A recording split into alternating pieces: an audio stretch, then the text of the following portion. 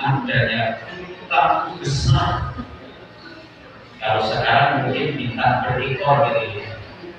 Bapak Ibu ketika melihat bintang berikor, mungkin zaman dulu kalau sudah ada HP, mungkin akan difoto dan dijadikan status di dalam HP mungkin.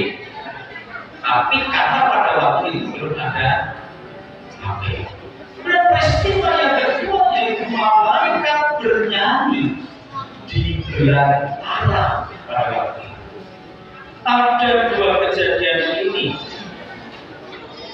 Nah, Bapak Ibu sudah tadi saya tadi mengatakan kita dipertontonkan dengan keadaan yang sangat membanggakan. Termasuk pada saat ini di dalam perayaan Natal kita bisa menonton sesuatu yang membuat hati kita senang. Kalau tadi MC mengatakan kita di kanan kiri panjenengan, kesan apa yang ada? Ketika Bapak Ibu melihat kanan kirinya tadi, ada kesan? Ada yang bisa dilihat dari kanan kirinya tadi? Ketika saya melihat kiri saya tadi, wah bajunya baru. Iya enggak?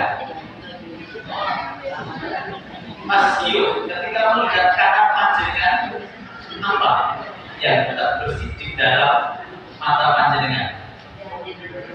Sepatunya baru. Oh iya, lagi ngerti Pak? Ya, ya baru.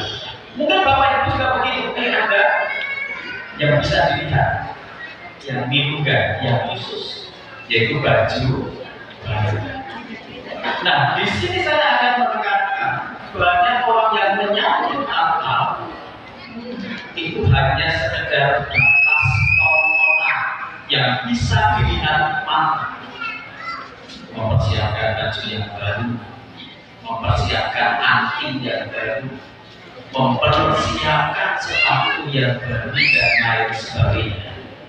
Tapi saya menekankan sekali lagi, saya pernah katakan Natal itu bukan tontonan, tapi tuntutan. Ini yang penting. Natal bukan tontonan, tapi Natal adalah tuntutan.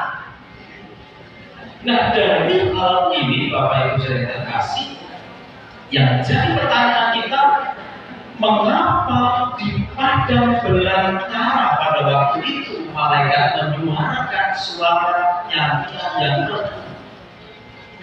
Ini tidak bisa dilepas-pisahkan dengan kejadian 4. Kalau Bapak Ibu membaca kejadian 4, di situ menceritakan kisah Kain dan Habil. Harusnya di hutan belantara itu Kain dan Habil yang notabene adalah saudara bisa memperlihatkan kasih sayangnya, bisa memperlihatkan cinta kasihnya kepada saudaranya. Tapi apa yang terjadi? Justru di hutan belantara itu saudara ini saling menyakiti, bahkan tega membunuh saudara satu dengan yang ini yang perlu kita ingat. Mengapa suara malaikat itu datang di hutan belantara? Karena disitulah permulaan persaudaraan itu hancur. Sehingga justru itu mengingatkan manusia adanya suara perdamaian dari Allah di hutan belantara yang semua dijadikan dan Habil itu saling membunuh antara saudara. Nah, dari hal ini kita bisa memetik satu perenungan yang harusnya hutan belantara merupakan tempat untuk mencurahkan kasih sayang, tapi di situ dijadikan tempat untuk baku hantam, tempat untuk saling bermusnah, bahkan membunuh pada waktu itu. Sehingga suara Tuhan melalui malaikat itu, berita kedamaian disampaikan di hutan belantara itu supaya mengingatkan perpecahan manusia itu sendiri. Disebut sebagai nyanyian surga, sebagai nyanyian perdamaian, sehingga ada rasa nyaman dan aman. Pertanyaan saudara, apakah pada saat kita merayakan Natal pada saat ini kita merasa aman? Di keluarga aman? Hubungan antara orang tua dengan anak aman? Antara suami dengan istri aman? Dengan mertua? Tenang orang. Nek kalau orang tua mati percaya aman?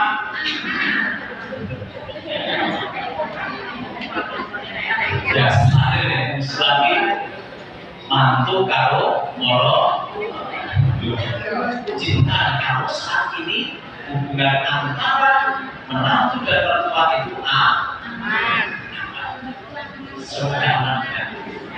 Nah, dari sini Bapak Ibu, kenapa kalian membunuh Habil pada waktu itu? Apa yang menjadi penyebabnya? Iri hati. Ya enggak? Karena iri hati, kalian membunuh Habil. Nah, yang dimaksud iri hati itu lebih baik saya rugi, tapi orang lain lebih rugi lagi dari saya. Paham ya? Yang dinamakan iri hati lebih baik saya rugi, asal dia rugi lebih besar. Itu iri. Ada yang menyimpan rasa seperti itu? Aku mau. Saat ini ada yang masih menyimpan rasa iri hati. Lebih baik saya rugi, asal dia lebih besar ruginya daripada saya.